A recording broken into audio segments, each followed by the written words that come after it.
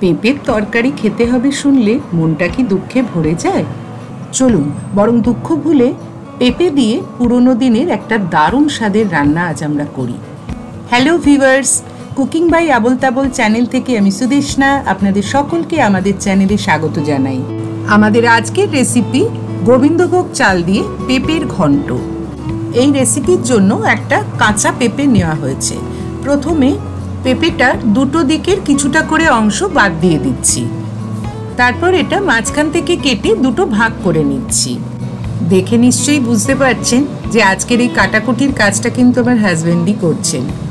এই অর্ধেকটা পেঁপে নিয়ে সেটাকেও মাঝখান থেকে কেটে ভেতরের সব দানাগুলো বের করে দিতে হবে।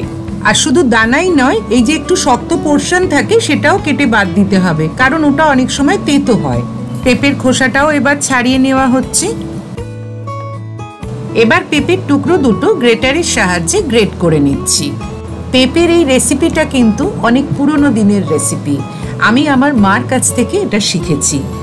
যারা আমার মতো বহুদিন ধরে রান্না করছেন তারা সকলেই এটা বানিয়ে থাকেন, কিন্তু যারা রান্নাঘরে নতুন তারা কিন্তু এটা একবার বানিয়ে অবশ্যই খেয়ে দেখবেন। এটা খেতে কিন্তু সত্যি দারুণ ভালো লাগে। পেঁপেটা গ্রেট করা হয়ে গেছে। 3 থেকে 4 টেবিল চামচ গোবিন্দভোগ চাল ধুয়ে নিয়ে 10 মিনিটের জন্য ভিজিয়ে রেখেছি। চালটা কিন্তু খুব কচলিয়ে ধোবেন না, তাহলে এর যে গন্ধটা সেটা চলে যাবে। দুটো আলু ভালো করে ধুয়ে খোসা ছাড়িয়ে এভাবে ডুমো ডুমো করে কেটে নিয়েছি। এবার একটা বাটিতে 1 টিস্পুন জিরে গুঁড়ো নিলাম, আপনারা বাটাও দিতে পারেন। এর সাথে দিচ্ছি 2 টিস্পুন আদা বাটা আর 1 টিস্পুন কাঁচা লঙ্কা বাটা। এবার এটা খুব ভালো করে মিশিয়ে নিচ্ছি। একটা কড়াইতে কিছুটা রিফাইন্ড অয়েল গরম করে নিচ্ছি। আপনারা চাইলে কিন্তু রান্নাটা সর্ষের তেলেও করতে পারেন। তেল গরম হয়ে গেছে। এবার ডুমো করে কেটে রাখা আলুর টুকরোগুলো ভাজার জন্য দিয়ে দিলাম। আলুগুলো কিন্তু খুব বেশি লাল করে ভাজবো না, একটু হালকা করে শুধু ভেজে নিচ্ছি। এবার ওই তেলেই 1 টিস্পুন ঘি অ্যাড করছি। 8-10টা কাজু বাদাম মাঝখান থেকে অর্ধেক করে নিয়ে এবার এগুলো একটু লালচে করে ভেজে নিচ্ছি। কাজু ও কিশমিশ এখানে দুটোই কিন্তু অপশনাল ইনগ্রেডিয়েন্টস, বাট বলার অপেক্ষা রাখে না, যেগুলো অ্যাড করলে স্বাদটা কিন্তু দারুণ ভালো হয়। কিশমিশগুলো কয়েক সেকেন্ডের জন্য ভেজে নেব, জাস্ট একটু ফোলা ফোলা হবে, তখনই এগুলো তুলে নেব।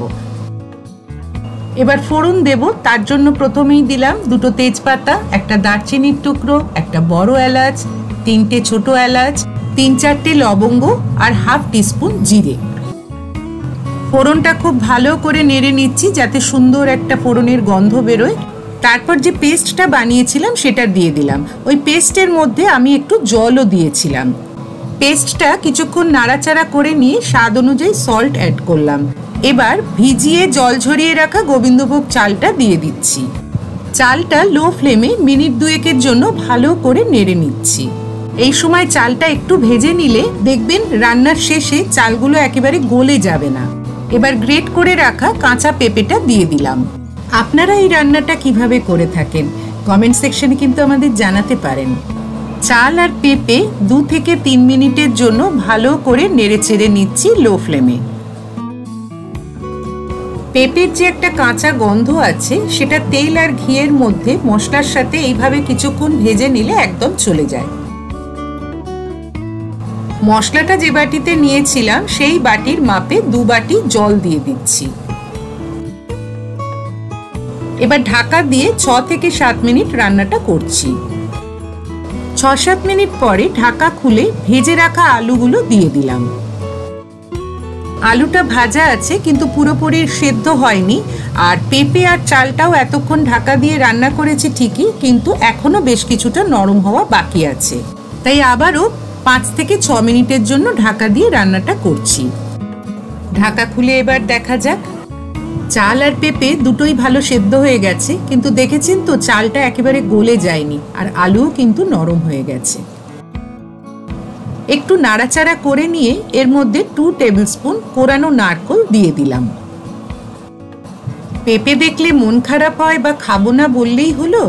এত তরিজুত করে রান্না করলে সেই পেঁপে ভালো না লেগে যায়। যারা নতুন রান্না করছেন তারা কিন্তু রেসিপিটা অবশ্যই ট্রাই করবেন। এবার 1.5 চা চামচ চিনি দিয়ে দিচ্ছি, কারণ এটা কিন্তু একটু মিষ্টি মিষ্টি খেতে ভালো লাগে। কিন্তু ওই যে কাঁচা লঙ্কা বাটা দিয়েছি, তাই মিষ্টি আর ঝালের একটা সুন্দর ব্যালেন্স হয়ে যাবে। এবার 1 চা চামচের একটু কম গরম মশলা দিলাম, আর দিচ্ছি 1 চা চামচ ঘি। ঘি আর গরম মশলা ভালো করে মিশিয়ে নিয়ে গ্যাসের সুইচটা অফ করে দেব। চলে যাওয়ার আগে বলি, ভিডিও দেখে ভালো লাগলে প্লিজ লাইক, কমেন্ট ও শেয়ার করবেন।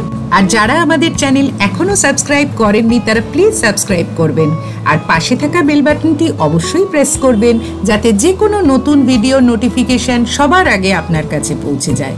আজ তবে আসি, সবাই খুব ভালো থাকবেন। Thank you.